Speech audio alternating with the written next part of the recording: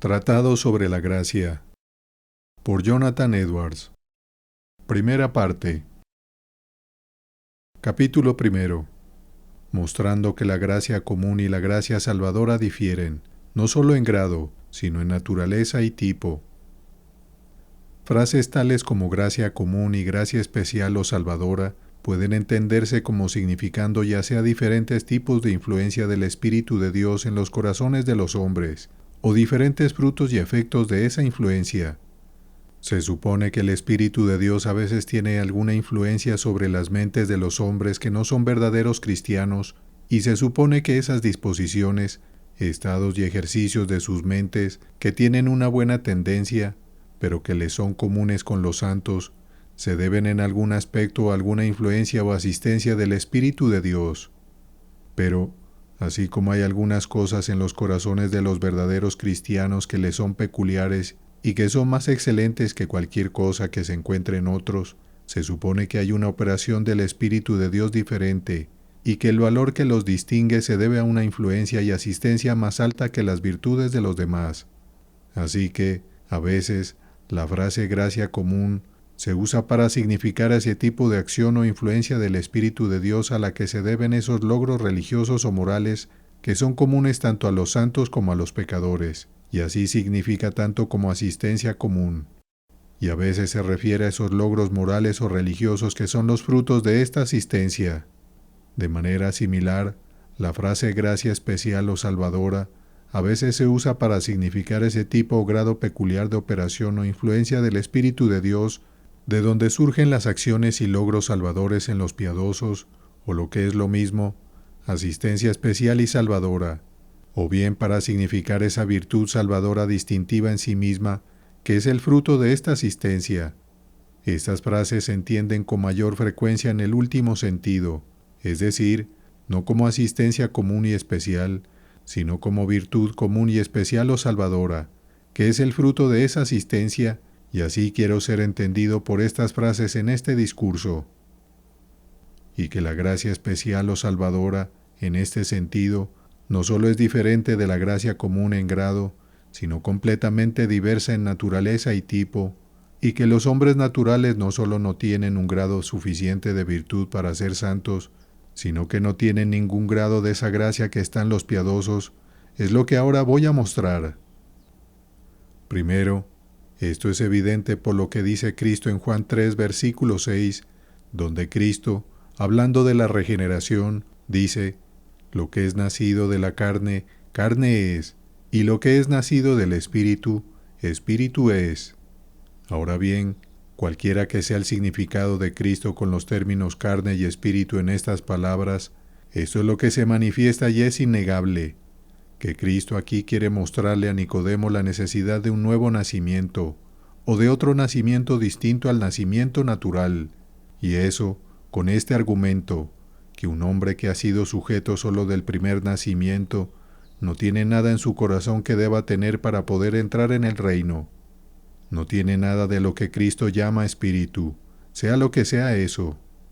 Todo lo que el hombre tiene, que ha sido sujeto solo al nacimiento natural, no va más allá de lo que Cristo llama carne, porque, aunque pueda estar refinado y exaltado, no puede elevarse por encima de la carne. Es claro que, con los términos carne y espíritu, Cristo aquí se refiere a dos cosas completamente diferentes en naturaleza, que no pueden ser una de la otra. Un hombre no puede tener nada de una naturaleza superior a la carne si no ha nacido de nuevo, y por lo tanto debemos nacer de nuevo. Que con carne y espíritu se refiere a ciertos principios morales, naturalezas o cualidades completamente diferentes y opuestas en su naturaleza entre sí, se manifiesta en otros textos, como en particular en Gálatas 5, versículo 17, porque el deseo de la carne es contra el espíritu, y el del espíritu es contra la carne, y estos se oponen entre sí, para que no hagáis lo que quisierais. Versículo 19, y manifiestas son las obras de la carne, que son adulterio, fornicación, etc. Versículo 22, mas el fruto del Espíritu es amor, gozo, paz, etc. Y en Gálatas 6, versículo 8, porque el que siembra para su carne, De la carne segará corrupción, mas el que siembra para el Espíritu, del Espíritu segará vida eterna. Romanos 8, versículos 6 al 9. Porque el ocuparse de la carne es muerte, pero el ocuparse del Espíritu es vida y paz. Primera de Corintios 3, versículo 1. De manera que yo, hermanos, no pude hablaros como a espirituales, sino como a carnales, como a niños en Cristo. Así que es manifiesto por esto que los hombres que han sido sujetos solo al primer nacimiento no tienen ningún grado de ese principio moral o calidad que aquellos que son nacidos de nuevo tienen, por lo cual tienen derecho al reino de los cielos.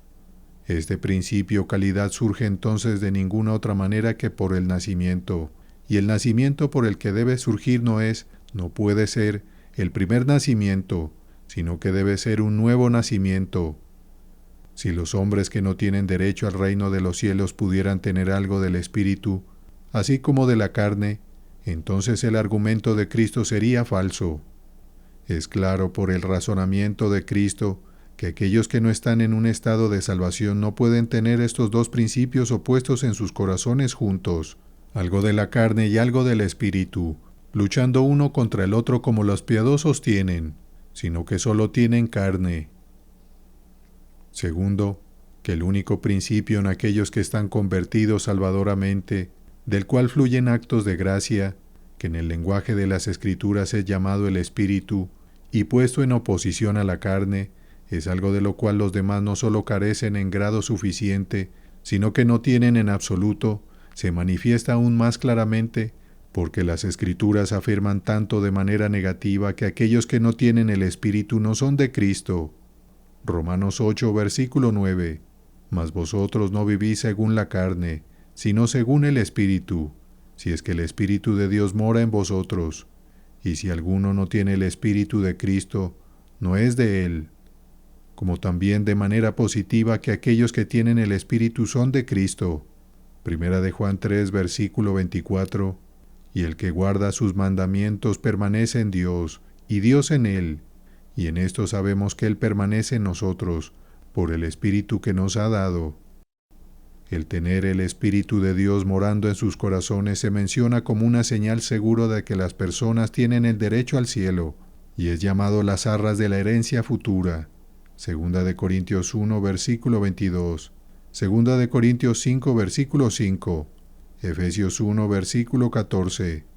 Lo cual no sería si otros que no tienen derecho a la herencia pudieran tener algo de él morando en ellos. Sí, aquellos que no son verdaderos santos no tienen nada del Espíritu, ni parte ni porción de él, es aún más evidente, porque no solo tener algún movimiento particular del Espíritu, sino ser del Espíritu es dado como una señal segura de estar en Cristo. Primera de Juan 4, versículo 13. En esto conocemos que permanecemos en Él, y Él en nosotros, en que nos ha dado de su Espíritu. Si aquellos que no son verdaderos santos tuvieran algún grado de ese principio espiritual, entonces, aunque no tuvieran tanto, tendrían algo de Él, y eso no sería una señal de que una persona está en Cristo. Si aquellos que no tienen un interés salvador en Cristo no tienen nada del Espíritu, entonces no tienen nada, ningún grado de esas gracias que son los frutos del Espíritu, mencionados en Gálatas 5, versículo 22. Mas el fruto del Espíritu es amor, gozo, paz, paciencia, benignidad, bondad, fe, mansedumbre, templanza. Estos frutos se mencionan aquí con ese mismo propósito, para que sepamos si tenemos el Espíritu o no.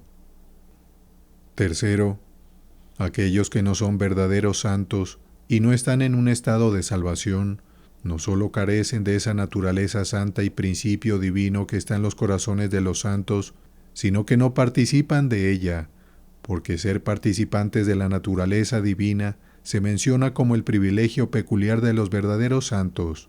Segunda de Pedro 1, versículo 4. Es evidente que son los verdaderos santos de los que el apóstol está hablando allí. Estas palabras en este versículo, junto con las anteriores, son estas: como todas las cosas que pertenecen a la vida y a la piedad nos han sido dadas por su divino poder, mediante el conocimiento de aquel que nos llamó por su gloria y excelencia, por medio de las cuales nos ha dado preciosas y grandísimas promesas, para que por ellas llegasteis a ser participantes de la naturaleza divina, habiendo huido de la corrupción que hay en el mundo a causa de la concupiscencia. La naturaleza divina y la concupiscencia se mencionan claramente aquí como dos principios opuestos en el hombre. Aquellos que están en el mundo y que son los hombres del mundo solo tienen el último principio, pero ser participantes de la naturaleza divina se menciona como algo peculiar para aquellos que están distinguidos y separados del mundo por la libre y soberana gracia de Dios, dándoles todas las cosas que pertenecen a la vida y a la piedad, dando el conocimiento de Él y llamándolos a la gloria y excelencia, y dándoles las preciosas y grandísimas promesas del Evangelio, y que han escapado de la corrupción del mundo de los hombres malvados. Y ser participantes de la naturaleza divina se menciona no solo como algo peculiar a los santos, sino como uno de los privilegios más altos de los santos. Cuarto, que aquellos que no tienen un interés salvador en Cristo no tienen ningún grado de ese gusto y sentido de las cosas espirituales o de las cosas del Espíritu, de su verdad y excelencia divina, que tiene un verdadero santo, es evidente por 1 Corintios 2, versículo 14. Pero el hombre natural no percibe las cosas que son del Espíritu de Dios, porque para él son locura, y no las puede entender, porque se han de discernir espiritualmente. Un hombre natural aquí se presenta en oposición a lo espiritual, o uno que tiene el Espíritu, como se muestra por los versículos anteriores y siguientes. Ya hemos mostrado que las Escrituras declaran que todos los verdaderos santos son así y no de otra manera. Por lo tanto, por hombres naturales se entiende aquellos que no tienen el Espíritu de Cristo y no son de Él, y son sujetos solo del nacimiento natural.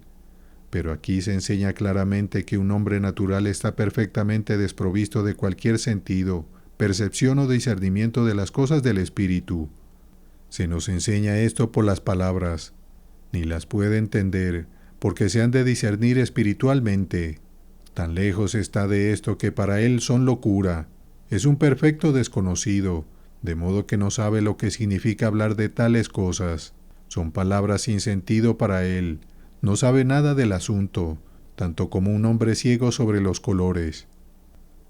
Por lo tanto, se deduce que el sentido de las cosas de la religión que tiene un hombre natural no solo no es del mismo grado, sino que no es de la misma naturaleza que el de un verdadero santo. Además, si una persona natural tiene el fruto del Espíritu, que es del mismo tipo que el de una persona espiritual, entonces experimenta dentro de sí las cosas del Espíritu de Dios. ¿Y cómo entonces se puede decir que es un extraño a ellas y que no tiene percepción o discernimiento de ellas? La razón por la cual los hombres naturales no tienen conocimiento de las cosas espirituales es porque no tienen nada del Espíritu de Dios morando en ellos. Esto es evidente por el contexto, ya que se nos dice que es por el Espíritu que estas cosas son enseñadas. 1 Corintios 2, versículos 10 al 12. Y las personas piadosas en el siguiente versículo son llamadas espirituales porque tienen el Espíritu morando en ellas. Con esto se confirma nuevamente el sentido, ya que los hombres naturales no son espirituales en ningún grado, solo tienen la naturaleza y no el Espíritu. Si tuvieran algo del Espíritu, aunque no en un grado tan alto como los piadosos, serían enseñados cosas espirituales o cosas del Espíritu, en proporción a la medida del Espíritu que tuvieran. El Espíritu que escudriña todas las cosas les enseñaría en alguna medida. No habría tanta diferencia que uno no pudiera percibir nada de ellas, y les parecieran necedad, mientras que al otro le parecen divinamente sabias y excelentes, como se menciona en el contexto. 1 Corintios 2, versículos 6 al 9. Y de tal manera el apóstol habló aquí acerca de discernirlas. La razón por la cual los hombres naturales no tienen conocimiento o percepción de las cosas espirituales es porque no tienen la unción de la que se habla en 1 de Juan 2, versículo 27. Pero la unción que vosotros recibisteis de Él permanece en vosotros, y no tenéis necesidad de que nadie os enseñe. Esta unción evidentemente se menciona aquí como algo peculiar de los verdaderos santos. Los impíos nunca han tenido ningún grado de ese aceite santo derramado sobre ellos, y por lo tanto no tienen ningún discernimiento de las cosas espirituales. Por lo tanto, ningún sentido que los hombres naturales tengan de las cosas de la religión es de la misma naturaleza que el que tienen los piadosos. Para ellos están totalmente ciegos. Por eso, en la conversión, los ojos de los ciegos son abiertos. El mundo está completamente desconocido al Espíritu de Dios, como se muestra en Juan 14, versículo 17, donde leemos acerca del Espíritu de verdad, al cual el mundo no puede recibir, porque no le ve ni le conoce. Quinto, aquellos que parecen ser religiosos, pero que no son verdaderos santos y no están en un estado de salvación, no tienen caridad, como está claramente implícito al principio del capítulo 13 de la primera epístola a los Corintios. Por lo tanto, no tienen ningún grado de ese tipo de gracia, disposición o afecto que se llama caridad. Así también Cristo reprende en otra parte a los fariseos, esos grandes pretendientes a la religión entre los judíos, porque no tenían el amor de Dios en ellos. Juan 5, versículo 42. Sexto, que aquellos que no son verdaderos santos no tienen ningún grado de la gracia que tienen los santos es evidente, porque no tienen comunión ni compañerismo con Cristo. Si aquellos que no son verdaderos santos participaran en algo de ese espíritu, de esas santas inclinaciones y afectos, y de los actos graciosos del alma que los piadosos tienen por morada del Espíritu de Cristo, entonces tendrían comunión con Cristo. La comunión de los santos con Cristo ciertamente consiste en gran medida en recibir de su plenitud y participar de su gracia, como se menciona en Juan 1, versículo 16, porque de su plenitud tomamos todos y gracia sobre gracia, y en participar de ese Espíritu que Dios nos da por medida a Él. Participar de la santidad y gracia de Cristo, de su naturaleza, inclinaciones, tendencia, amor y deseos, consuelos y deleites, debe ser tener comunión con Cristo. Sí, la comunión de un creyente con el Padre y el Hijo consiste principalmente en su participación del Espíritu Santo, como se muestra en 2 de Corintios 13, versículo 14.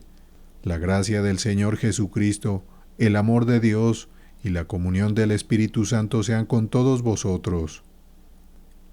Pero que los incrédulos no tienen comunión o compañerismo con Cristo se demuestra, primero, porque no están unidos a Cristo, no están en Cristo, pues la Escritura es muy clara y evidente en esto, que aquellos que están en Cristo están efectivamente en un estado de salvación, y son justificados, santificados, aceptados por Cristo, y serán salvos. Filipenses 3, versículos 8 al 9, y ciertamente, aún estimo todas las cosas como pérdida por la excelencia del conocimiento de Cristo Jesús, mi Señor, por amor del cual he perdido todo, y lo tengo por basura, para ganar a Cristo, y ser hallado en Él.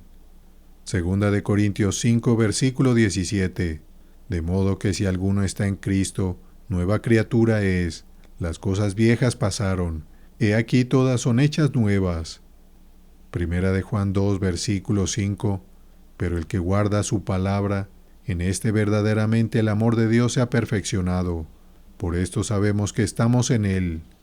Y en 1 de Juan 3, versículo 24, y el que guarda sus mandamientos, permanece en Dios, y Dios en Él. Y en esto sabemos que Él permanece en nosotros, por el Espíritu que nos ha dado. Pero aquellos que no están en Cristo, y no están unidos a Él, no pueden tener ningún grado de comunión con Él, porque no hay comunión sin unión. Los miembros no pueden tener comunión con la cabeza ni participación de su vida y salud a menos que estén unidos a ella. La rama debe estar unida a la vid, de lo contrario, no puede haber ninguna comunicación de la vida hacia ella, ni participación alguna de su savia, vida o influencia. Así también, sin la unión de la esposa con el esposo, ella no puede tener comunión en sus bienes. Segundo, la Escritura enseña más directamente que solo los verdaderos santos tienen comunión con Cristo, ya que esto es claramente mencionado como algo que pertenece a los santos y solo a ellos. En 1 de Juan 1, versículo 3, junto con los versículos 6 y 7, lo que hemos visto y oído, eso os anunciamos, para que también vosotros tengáis comunión con nosotros, y nuestra comunión verdaderamente es con el Padre y con su Hijo Jesucristo. Versículo 6. Si decimos que tenemos comunión con Él y andamos en tinieblas, mentimos, y no practicamos la verdad. Pero si andamos en luz, como Él está en luz, tenemos comunión unos con otros, y la sangre de Jesucristo, su Hijo, nos limpia de todo pecado. También en 1 Corintios 1, versículo 9. Fiel es Dios, por el cual fuisteis llamados a la comunión con su Hijo Jesucristo nuestro Señor. Séptimo, la Escritura habla del hecho de tener un principio verdaderamente santo y lleno de gracia en el corazón como algo incompatible con que una persona sea pecadora o impía. 1 Juan 3, versículo 9. Todo aquel que es nacido de Dios no practica el pecado, porque la simiente de Dios permanece en él, y no puede pecar, porque es nacido de Dios. Aquí no es necesario disputar qué se entiende por esta simiente, ya que se trate de un principio de verdadera virtud y naturaleza santa en el alma, o si es la palabra de Dios como causa de esa virtud. Pues si lo entendemos de cualquiera de las dos maneras, viene a ser lo mismo en el argumento presente, porque si por la simiente se entiende la palabra de Dios, cuando se habla de que permanece en aquel que ha nacido de nuevo, debe entenderse, con respecto a su efecto, como un principio santo en su corazón, porque la palabra de Dios no permanece en uno que ha nacido de nuevo más que en otro, excepto en su efecto. La palabra de Dios permanece en el corazón de una persona regenerada como una simiente santa, un principio divino allí, aunque pueda ser solo como una semilla, una cosa pequeña. La semilla es una parte muy pequeña de la planta, y es su primer principio. Puede estar en el corazón como un grano de mostaza, puede estar escondida y parecer estar en gran medida enterrada en la tierra, pero, aún así, es incompatible con la maldad. Los grados más pequeños y los primeros principios de una naturaleza y disposición divina y santa son incompatibles con un estado de pecado. Por eso se dice no puede pecar. No hay necesidad aquí de una investigación crítica sobre el significado de esa expresión, porque sin duda, al menos se implica a través de esto, su simiente permanece en él, que es incompatible con ser pecador o impío. Así que esta planta celestial de verdadera santidad no puede estar en el corazón de un pecador, ni siquiera en su primer principio. Octavo, esto se confirma por las cosas con las que la conversión es representada en las Escrituras, particularmente al ser representada como una obra de creación. Cuando Dios crea, no solo establece y perfecciona las cosas que ya han sido hechas antes, sino que hace algo completamente nuevo e inmediato, ya sea de la nada o de algo que estaba completamente vacío de esa naturaleza, como cuando hizo al hombre del polvo de la tierra. Lo que se ve no fue hecho de lo que perece. La gracia salvadora en el hombre es llamada el nuevo hombre o una nueva criatura, y la naturaleza corrupta, el hombre viejo. Si esa naturaleza que está en el corazón de una persona piadosa no es diferente en su naturaleza y clase de todo lo que fue antes, entonces esa persona podría haber tenido las mismas cosas un año antes y de vez en cuando desde el principio de su vida, pero solo no en el mismo grado. ¿Y cómo entonces es la gracia en él, el nuevo hombre o la nueva criatura?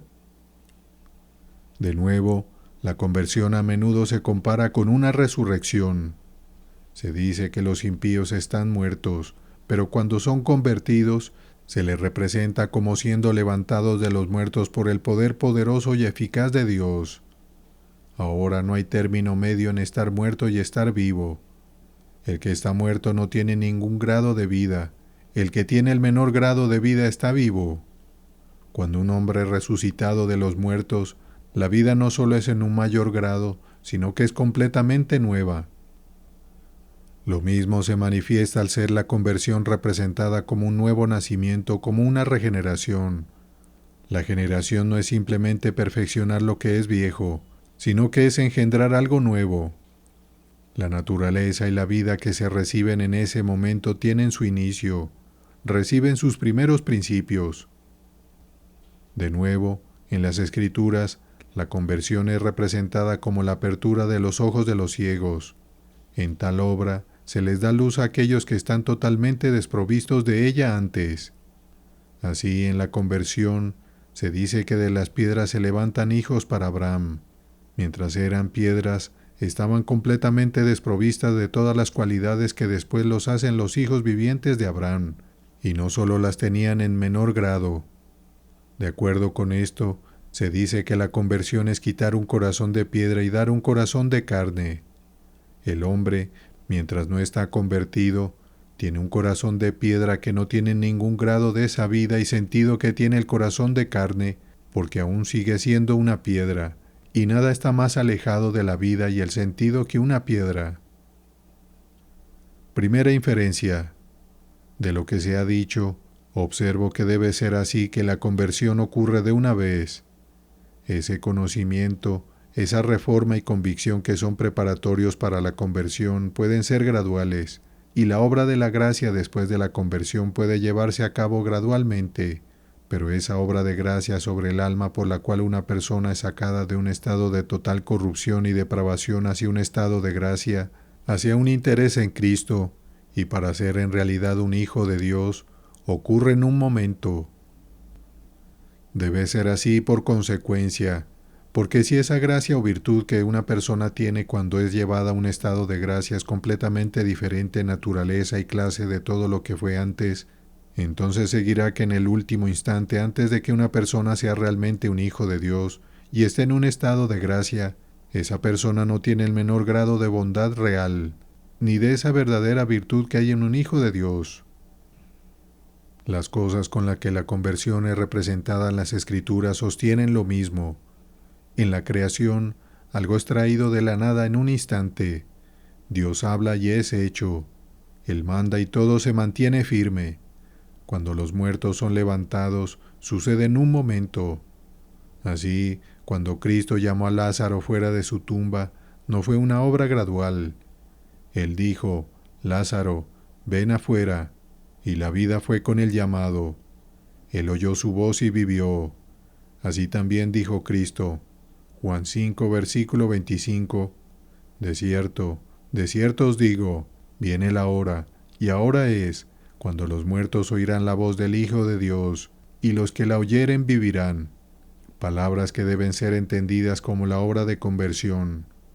En la creación el ser es llamado de la nada y obedece instantáneamente al llamado, y en la resurrección los muertos son llamados a la vida. Tan pronto como el llamado es dado, los muertos obedecen.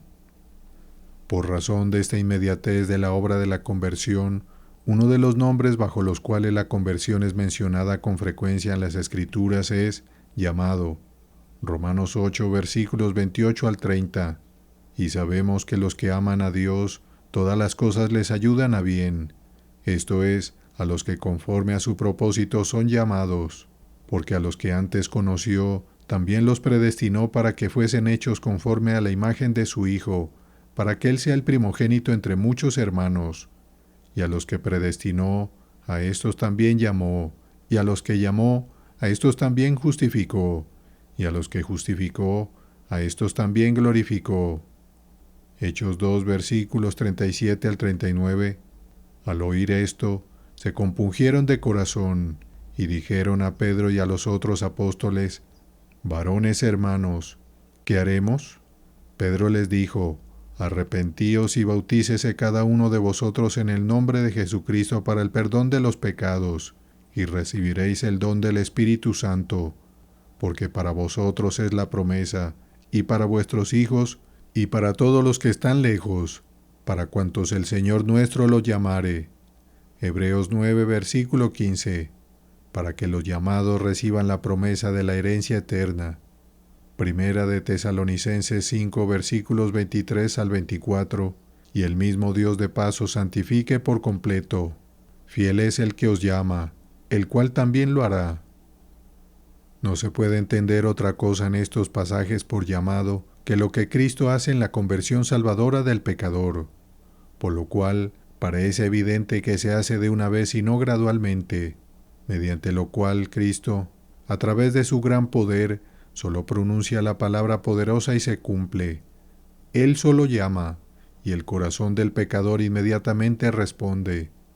Esto parece estar simbolizado por el llamado de Cristo a los discípulos y su inmediato seguimiento a Él. Así, cuando llamó a Pedro, Andrés, Jacobo y Juan, ellos estaban ocupados en otras cosas, pero al ser llamados por Él, inmediatamente lo dejaron todo y lo siguieron.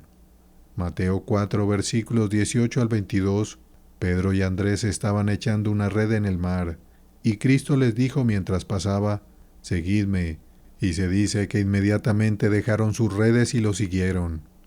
Así también Jacobo y Juan estaban en la barca de Zebedeo su padre, remendando sus redes, y él los llamó, e inmediatamente dejaron la barca a su padre, y lo siguieron. Así también cuando Mateo fue llamado, Mateo 9, versículo 9, pasando Jesús de allí, vio a un hombre llamado Mateo, que estaba sentado al banco de los tributos públicos, y le dijo, «Sígueme», y se levantó y le siguió. Ahora bien, ya fuera que ese fuera el momento que ellos fueran convertidos o no, no hay duda de que Cristo, al llamar así a sus primeros discípulos para seguirle visiblemente, nos representa la manera en que llamaría a los hombres a ser sus verdaderos discípulos y a seguirle espiritualmente en todas las épocas. Hay algo puesto inmediatamente y de manera instantánea en sus corazones en ese llamado que no tenían antes, algo que los dispone eficazmente a seguirle. Es muy manifiesto que casi todos los milagros de Cristo, realizados mientras estuvo en la tierra, son tipos de su gran obra de convertir a los pecadores, y la manera en que obró esos milagros demuestra la inmediatez de la obra de la conversión. Así, cuando sanó al leproso, lo cual representa su sanidad de nuestra lepra espiritual, extendió su mano y lo tocó, diciendo, «Quiero, sé limpio», e inmediatamente su lepra fue limpiada. Mateo 8, versículo 3. Y así también, al abrir los ojos de los ciegos, lo cual representa su apertura de los ojos de nuestras almas ciegas. Mateo 20, versículo 30, tocó sus ojos e inmediatamente recibieron la vista y lo siguieron. Así, cuando sanó a los enfermos, lo cual representa su sanidad de nuestras enfermedades espirituales o conversión, se hizo de una vez. Así también cuando sanó a la suegra de Simón, Marcos 1, versículo 31, la tomó de la mano y la levantó, e inmediatamente la fiebre la dejó y ella le servía. Así también cuando la mujer que tenía flujo de sangre tocó el borde del manto de Cristo, inmediatamente el flujo de sangre se detuvo. Lucas 8, versículo 44. Así también, la mujer que estaba encorvada con su espíritu de enfermedad, cuando Cristo puso sus manos sobre ella, inmediatamente fue enderezada y glorificó a Dios. Lucas 13, versículos 12 al 13, lo cual representa la acción sobre el alma mediante la cual Él da un corazón recto y pone al alma en libertad de su esclavitud para glorificarle. Así también el hombre junto al estanque de Betesda, cuando Cristo le ordenó que se levantara, tomara su lecho y anduviera, fue sanado de inmediato. Juan 5, versículos 8 al 9. De la misma manera, Cristo echaba fuera demonios, lo cual representa su despojo del diablo de nuestras almas en la conversión. Y así también calmaba los vientos y las olas, lo cual representa su sometimiento en la conversión del corazón de los impíos, que es como el mar agitado cuando no puede hallar descanso. Y así también levantaba a los muertos, lo cual representa su levantamiento de las almas muertas. Lo mismo se confirma por aquellas cosas a las que la conversión es comparada en las Escrituras. A menudo se compara a una resurrección. Los hombres naturales, como se dijo antes, son llamados muertos, y se dice que son levantados cuando son convertidos por el poderoso y eficaz poder de Dios de entre los muertos. Ahora bien, no hay un término medio en estar muerto y estar vivo. Quien está muerto no tiene ningún grado de vida en él, y quien está en el menor grado de vida en él está vivo. Cuando un hombre es resucitado de entre los muertos, la vida no solo está en un grado mayor en el que antes, sino que es completamente nueva. La obra de la conversión parece compararse a resucitar a los muertos a la vida, En este mismo sentido, en su inmediatez, o en el que se realiza, por así decirlo, al pronunciar una palabra, como se dice en Juan 5, versículo 25, de cierto os digo, viene la hora, y ahora es, cuando los muertos oirán la voz del Hijo de Dios, y los que la oyeran vivirán. Aquí habla de una obra de conversión, como aparece en el versículo anterior, y por las mismas palabras que hablan del tiempo de esta resurrección, no sólo como algo por venir, sino como algo que había llegado. Esto muestra que la conversión es una obra inmediata e instantánea, como el cambio hecho en Lázaro cuando Cristo lo llamó de la tumba. La vida vino con el llamado, e inmediatamente Lázaro estuvo vivo.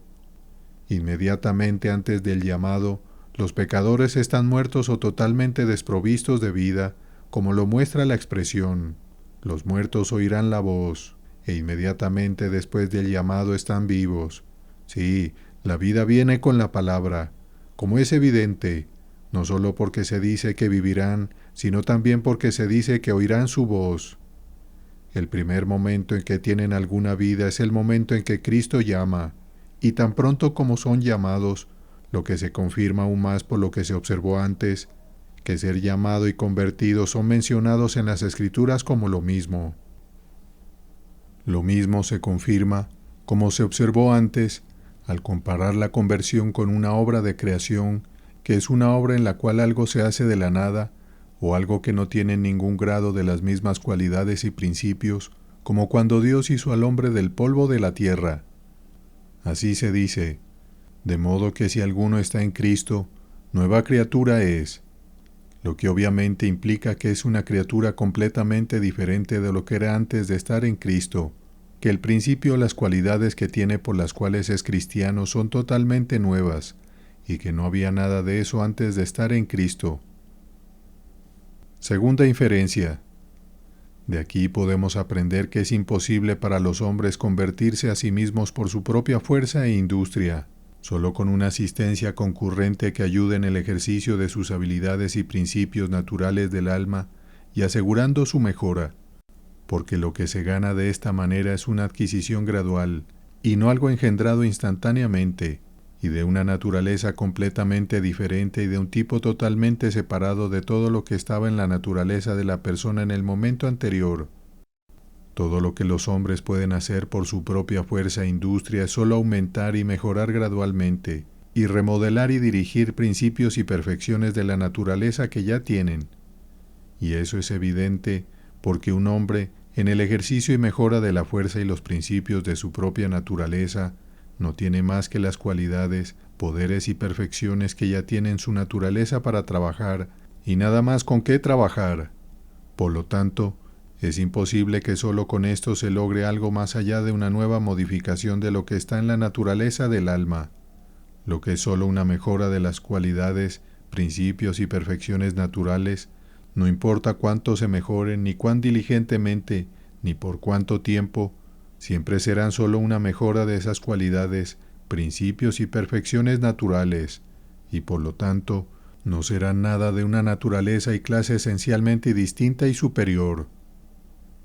Es imposible, como observa el Dr. Clark, que cualquier efecto tenga alguna perfección que no estuviera en la causa, porque si la tuviera, entonces esa perfección sería causada por nada. Por lo tanto, es absolutamente imposible que las perfecciones y cualidades naturales de los hombres, en ese ejercicio, y por mucho que sean asistidas en ese ejercicio, produzcan en el alma un principio o perfección de una naturaleza completamente diferentes a todas ellas, o cualquier tipo de mejora o modificación de ellas. Las cualidades y principios de los cuerpos naturales, como la figura o el movimiento, nunca pueden producir algo más allá de ellos mismos. Si se hicieran divisiones y comprensiones infinitas eternamente, las cosas seguirían siendo eternamente las mismas, y todos sus posibles efectos no serían más que repeticiones de lo mismo. Nada puede ser producido solo por esas cualidades de figura y movimiento, más allá de figura y movimiento. Y de la misma manera, nada puede ser producido en el alma solo por sus principios internos, más allá de estos principios o cualidades, o nuevas mejoras y modificaciones de ellos. Y si suponemos una asistencia concurrente para permitir un ejercicio más pleno y perfecto de esos principios y cualidades naturales, a menos que la asistencia o influencia produzca realmente algo más allá del ejercicio del principio interno, seguirá siendo lo mismo. No se producirá nada más que una mejora y una nueva modificación de esos principios que se ejercen. Por lo tanto, se concluye que la gracia salvadora en el corazón no puede ser producida en el hombre por mero ejercicio de las perfecciones que ya tiene en él, aunque esté asistido por persuasión moral y aunque esté asistido en el ejercicio de sus principios naturales, a menos que haya algo más de todo esto, es decir, una infusión inmediata u operación del ser divino sobre el alma. La gracia debe ser la obra inmediata de Dios y propiamente una producción de su poder omnipotente en el alma. Capítulo 2. Mostrando en qué consiste resumidamente toda la gracia salvadora. Lo siguiente que surge para consideración es: ¿cuál es la naturaleza de este principio en el alma que es tan completamente diferente de todo lo que hay naturalmente en el alma? Aquí quisiera observar, primero, que la gracia salvadora que está en los corazones de los santos, eso dentro de ellos, que es superior a la naturaleza, y que los distingue completamente de todos los hombres no convertidos, es radicalmente una sola, es decir, aunque sus ejercicios sean diversos, es sólo una en su raíz, es un principio individual en el corazón. Es común que hablemos de diversas gracias del Espíritu de Dios como si fueran tantos principios diferentes de santidad, y que las llamemos con nombres distintos como tales: arrepentimiento, humildad, resignación, gratitud, etc. Pero erramos si imaginamos que éstas, en su primera fuente y raíz en el corazón, son principios propiamente distintos. Todas provienen de la misma fuente, y son, de hecho, las diversas manifestaciones y condiciones de la misma cosa, solo diferentes denominaciones según las diversas ocasiones, objetos y maneras, asistentes y circunstancias de su ejercicio. Hay algún principio santo en el corazón que es la esencia y la suma de toda gracia, la raíz y la fuente de todos los actos santos de todo tipo, y la fuente de todo buen arroyo, en el cual todas las virtudes cristianas pueden ser finalmente resueltas, y en el que toda obligación y toda santidad se cumple. Así lo representa la Escritura. La gracia en el alma es una fuente de agua de vida, Juan 4, versículo 14, y no diversas fuentes distintas. Así, Dios, en la obra de la regeneración, implanta una semilla celestial en el alma, y no diversas semillas diferentes. Primera de Juan 3, versículo 9, todo aquel que es nacido de Dios no practica el pecado, porque la simiente de Dios permanece en él. El día que ha surgido en el alma es solo uno.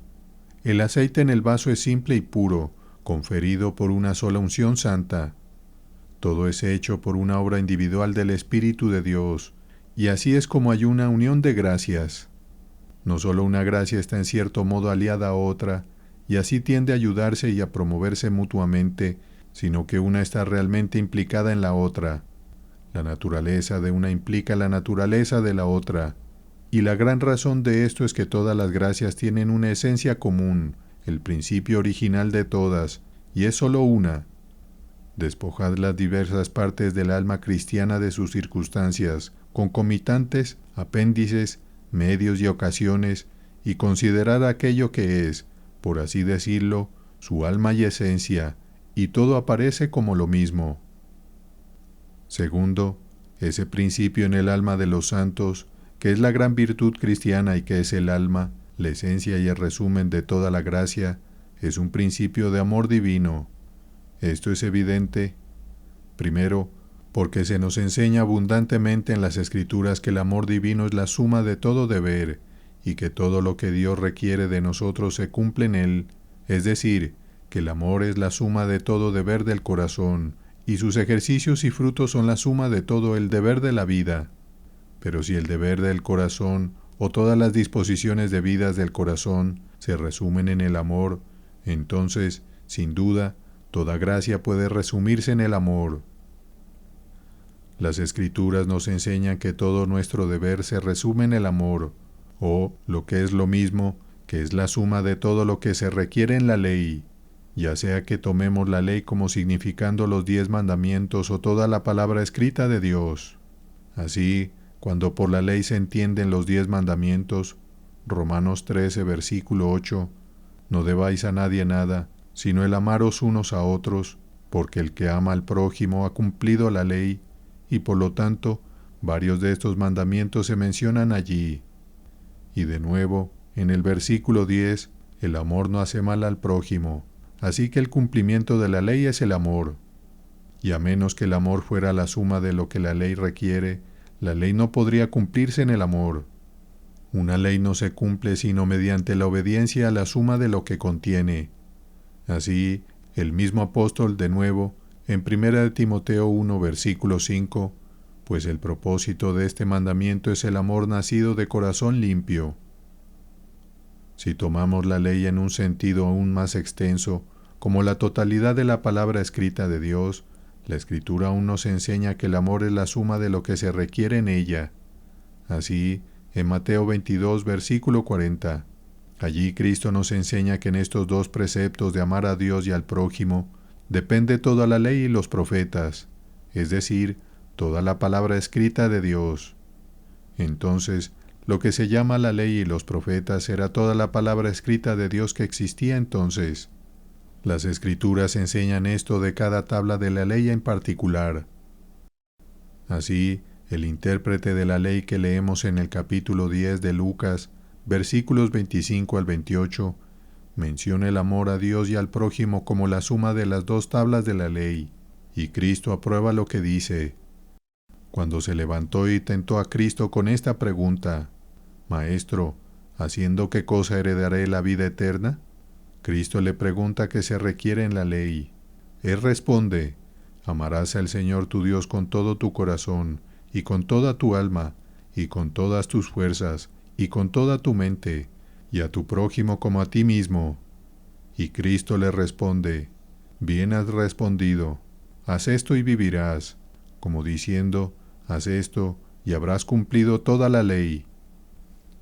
Así, en Mateo 22, versículos 36 al 38, ese mandamiento, amarás al Señor tu Dios con todo tu corazón, y con toda tu alma, y con toda tu mente, es dado por Cristo mismo como la suma de la primera tabla de la ley, en respuesta a la pregunta del intérprete de la ley, quien le preguntó, ¿cuál es el gran mandamiento de la ley?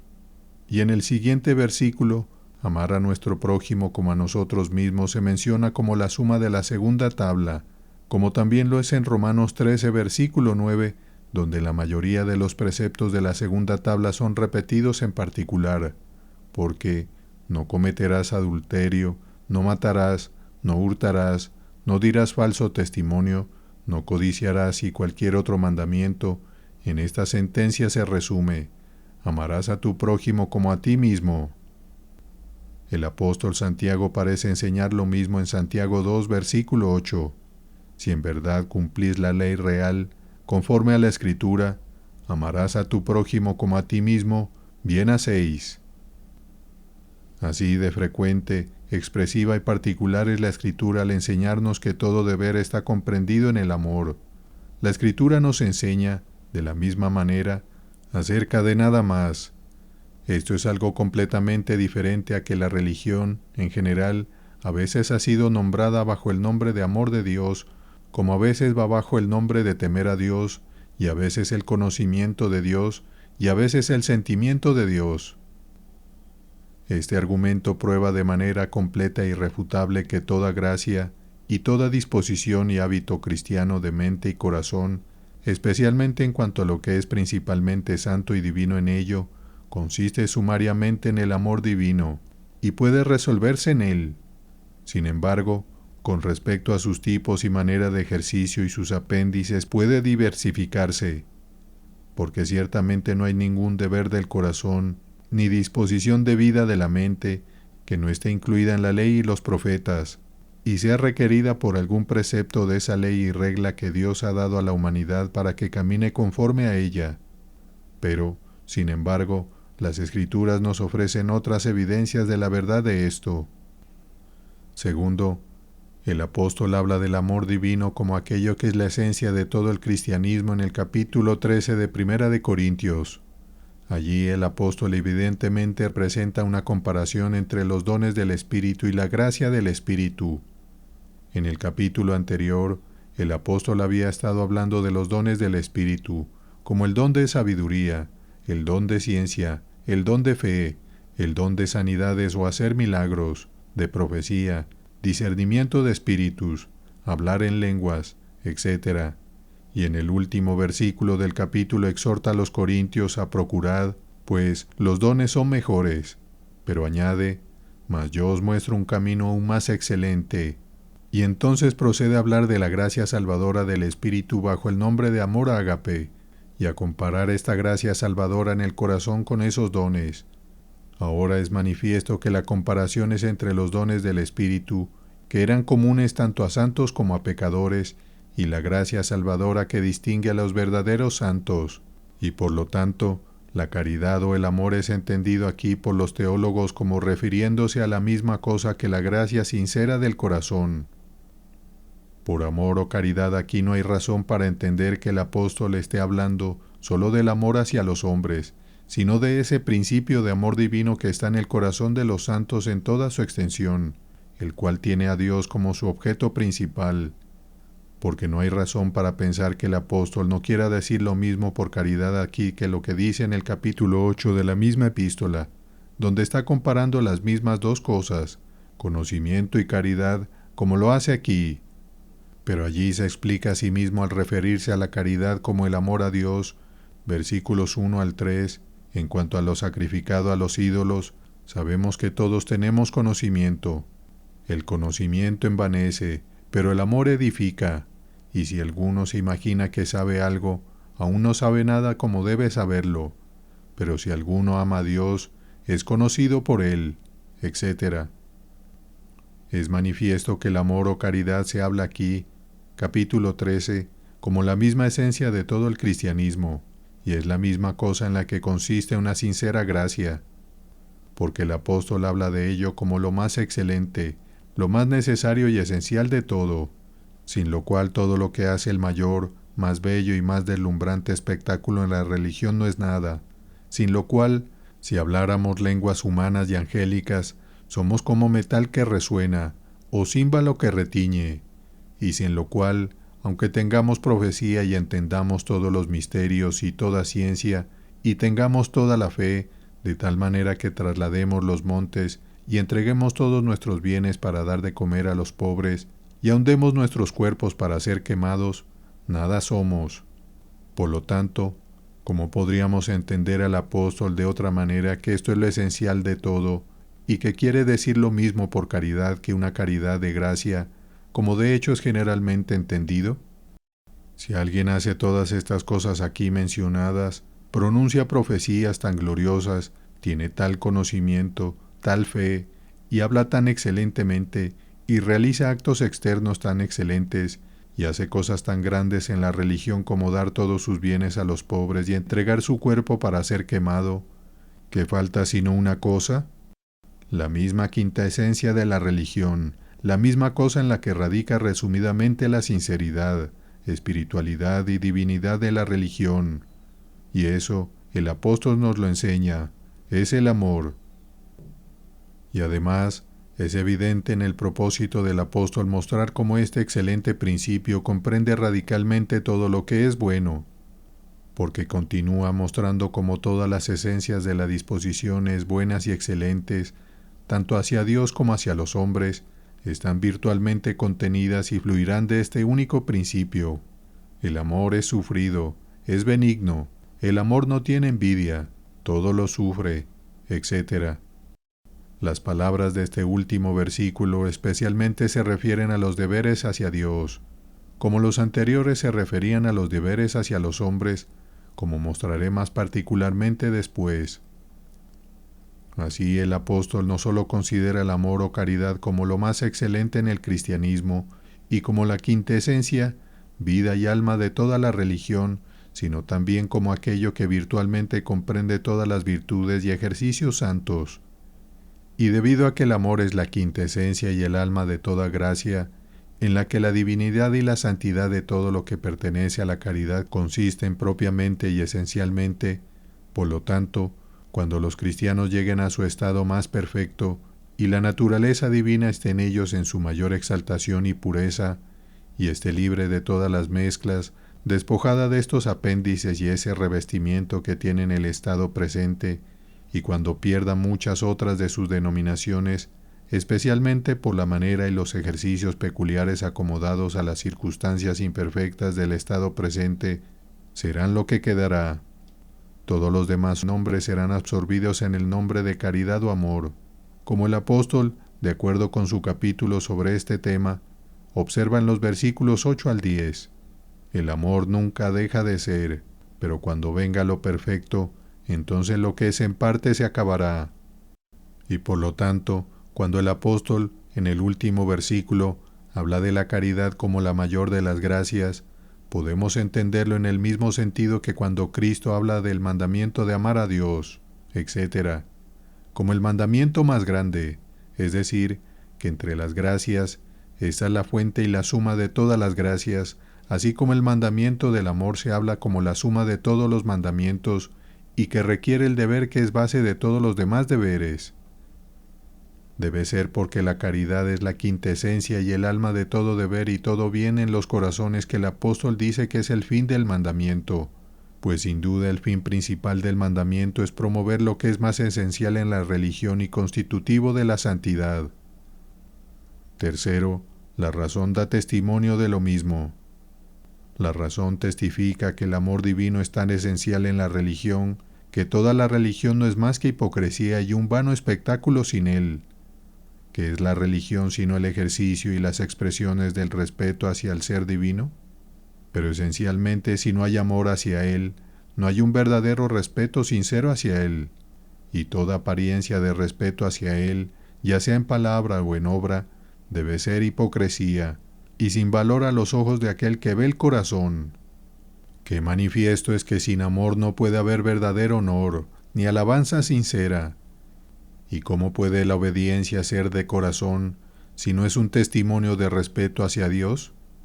El temor de Dios sin amor no es más que temor de los demonios, y todo ese respeto exterior y obediencia, toda esa resignación, ese arrepentimiento y dolor por el pecado, esa forma en la religión, esa devoción exterior que se realiza meramente por tal temor sin amor, es toda una mentira práctica, como en el Salmo 66, versículo 3.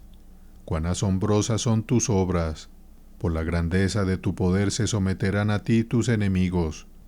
En el original es, tus enemigos te mentirán, es decir, te rendirán una obediencia fingida o mentirosa, cuando aún permanecen enemigos en sus corazones. No hay ningún diablo en el infierno que no haría todo lo que muchos hombres han hecho en la religión, que no tenían amor a Dios, y mucho más si tuvieran en las mismas circunstancias y con la misma esperanza de ganancia por ello, y serían tan diablos en su corazón como lo son ahora. El diablo una vez pareció ser religioso por temor al tormento. Lucas 8, versículo 28. Al ver a Jesús, lanzó un gran grito, se postró delante de él y dijo a gran voz, ¿qué tienes conmigo, Jesús, Hijo del Dios Altísimo? Te ruego que no me atormentes. Aquí hay adoración externa.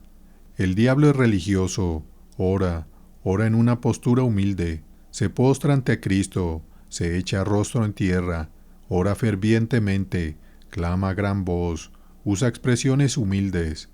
Te ruego que no me atormentes. Usa expresiones respetuosas, honorables, adoradoras. Jesús, Hijo del Dios Altísimo. Lo único que falta es el amor. Y en cuanto a los deberes hacia los hombres, no serían aceptados buenos oficios entre los hombres si pudieran ver el corazón y supieran que no proceden de ningún respeto en el corazón. Si un hijo se los lleva de manera muy respetuosa hacia su padre, ya sea por un fuerte temor o por una esperanza de recibir la mayor herencia cuando su padre muera, o por alguna consideración similar, y no en absoluto por respeto a su padre en su corazón, Si el corazón de él estuviera abierto a la vista de su Padre, y él supiera claramente que no hay un verdadero respeto hacia él, ¿sería aceptable el honor y la obediencia exterior del Hijo para el Padre? Así, si una esposa se comporta muy bien con su esposo, y no lo hace por amor hacia él, sino por otras consideraciones claramente visibles, y que ciertamente conoce su esposo, ¿se deleitaría en su respeto exterior más que si una imagen de madera fuera diseñada para hacer movimientos respetuosos en su presencia? Si los deberes hacia los hombres deben ser aceptados por Dios como parte de la religión y del servicio del ser divino, deben ser realizados no solo con amor sincero hacia los hombres, sino con ese amor que debe fluir de respeto hacia Él. La razón muestra que todas las buenas disposiciones y deberes están totalmente comprendidos en, y fluirán de, el amor divino. El amor a Dios y a los hombres implica todo respeto o consideración adecuada hacia Dios y hacia los hombres, y todos los actos y expresiones de respeto hacia ambos fluirán de ello, y por lo tanto, todo deber hacia ambos. Considerar a Dios y a los hombres en nuestro corazón como debemos, y tener esa naturaleza de corazón hacia ellos que debemos, es la misma cosa, y por lo tanto, un respeto o amor adecuado comprende toda virtud del corazón, y quien muestra todo respeto apropiado a Dios y a los hombres en su práctica, realiza todo lo que es su deber en la práctica hacia ellos.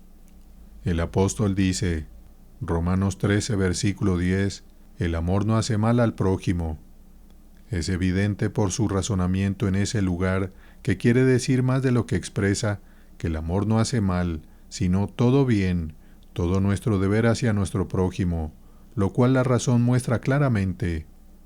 Y así como el apóstol enseña que el amor hacia nuestro prójimo no hace mal, sino todo bien hacia nuestro prójimo, por una paridad de razón, el amor hacia Dios no hace mal, sino todo nuestro deber hacia Dios.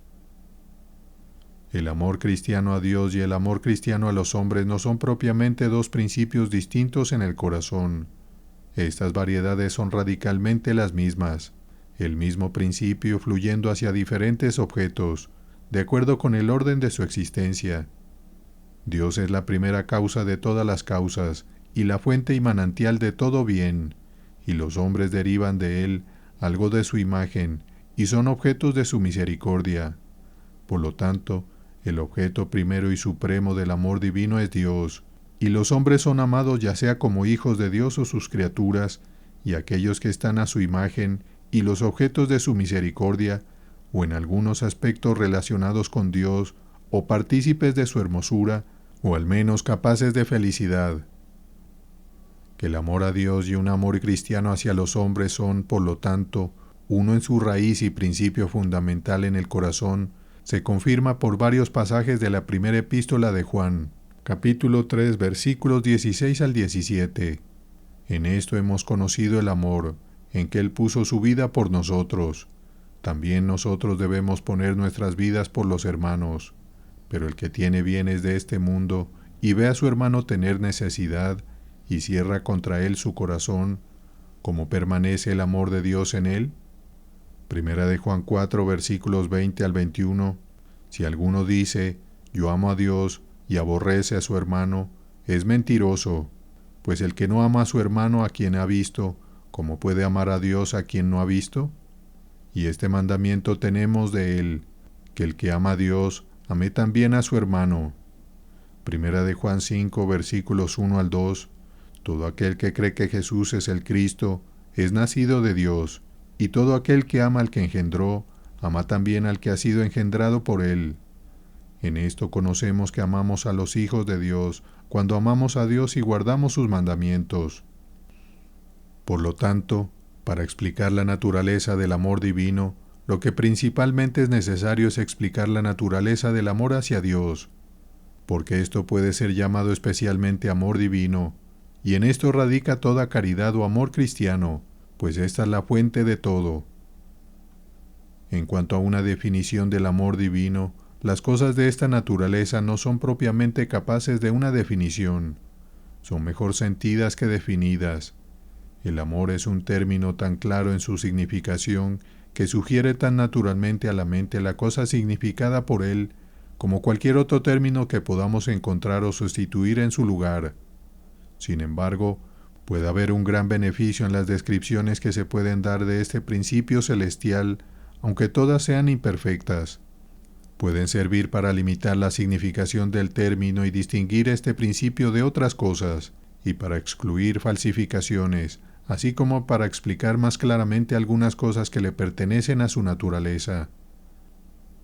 El amor divino, en cuanto a Dios como su objeto, puede ser descrito así: es el deleite del alma en la suprema excelencia de la naturaleza divina, inclinando el corazón hacia Dios como el bien supremo. La primera cosa en el amor divino, y de la cual surge todo lo que le pertenece, es el deleite en la excelencia de la naturaleza divina, la cual el alma del hombre por naturaleza no tiene en absoluto.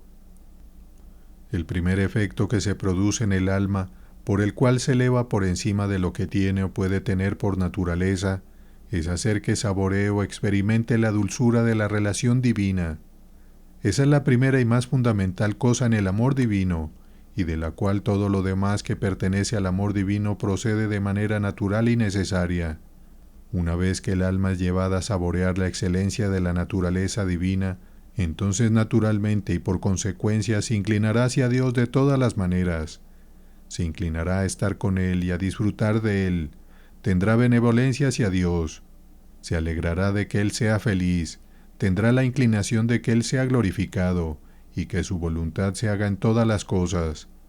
Así que el primer efecto del poder de Dios en el corazón en la regeneración es dar al corazón un sentido gusto divino, hacer que tenga deleite en la hermosura y dulzura de la suprema excelencia de la naturaleza divina, y de hecho, este es todo el efecto inmediato del poder divino que hay. Esto es todo lo que el Espíritu de Dios necesita hacer para producir todos los buenos efectos en el alma. Si Dios, por un acto inmediato de su parte, le da al alma un gusto de la excelencia de su propia naturaleza, otras cosas seguirán por sí solas sin ningún otro acto de poder divino que no sea lo que sea necesario para mantener la naturaleza de las facultades del alma. Quien ha sido llevado a ver, o más bien a saborear, la suprema hermosura del ser divino, no necesitará más para hacerle anhelar el disfrute de Dios, para hacerle regocijarse en la felicidad de Dios, y para desear que este Ser Supremo sea complacido y glorificado. Y si esto es cierto, entonces la base principal del verdadero amor a Dios es la excelencia de su propia naturaleza, y no ningún beneficio que hayamos recibido o esperanza de recibir por su bondad hacia nosotros. No obstante, hay tal cosa como una gratitud piadosa hacia Dios por las misericordias otorgadas a nosotros, y los actos y frutos de su bondad hacia nosotros pueden ser, y muy a menudo son, ocasiones e incitaciones para el ejercicio del verdadero amor a Dios, como debo mostrar más particularmente más adelante. Pero el amor o afecto a Dios, que no tiene otro bien que solo algún beneficio recibido o esperado de Dios, no es verdadero amor. Si es así, sin ningún sentido de deleite en la absoluta excelencia de la naturaleza divina, no tiene nada divino en él. Tal gratitud hacia Dios no requiere más en el alma que esa naturaleza humana con la que todos los hombres nacen, o al menos esa naturaleza humana bien cultivada y mejorada, o de hecho, no más viciada y depravada de lo que naturalmente es. Es posible que los hombres naturales, sin la adición de ningún principio más allá de lo que tienen por naturaleza, puedan verse afectados por gratitud por alguna notable bondad de Dios hacia ellos, así como pudieran sentirse afectados por algún gran acto de bondad de algún vecino. Un principio de amor propio es todo lo que es necesario para ambos. Pero el amor divino es un principio distinto del amor propio y de todo lo que de él surge. De hecho, después de que un hombre haya llegado a saborear la dulzura del bien supremo que hay en la naturaleza de Dios, el amor propio puede tener un papel en el apetito por el disfrute de ese bien, porque el amor propio necesariamente hará que un hombre desee disfrutar de lo que es más dulce para él.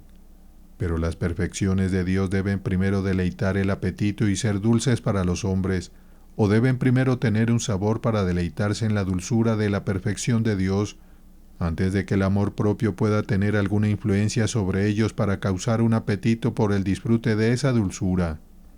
Y por lo tanto, Ese gusto deleite divino del alma, en el que el amor divino consiste más fundamentalmente, es anterior a toda influencia que el amor propio pueda tener para inclinarnos hacia Dios, y debe ser, por lo tanto, un principio completamente distinto de Él e independiente de Él.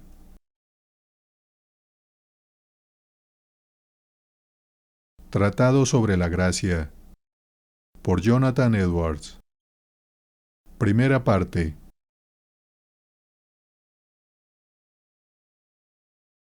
Colgado en el madero.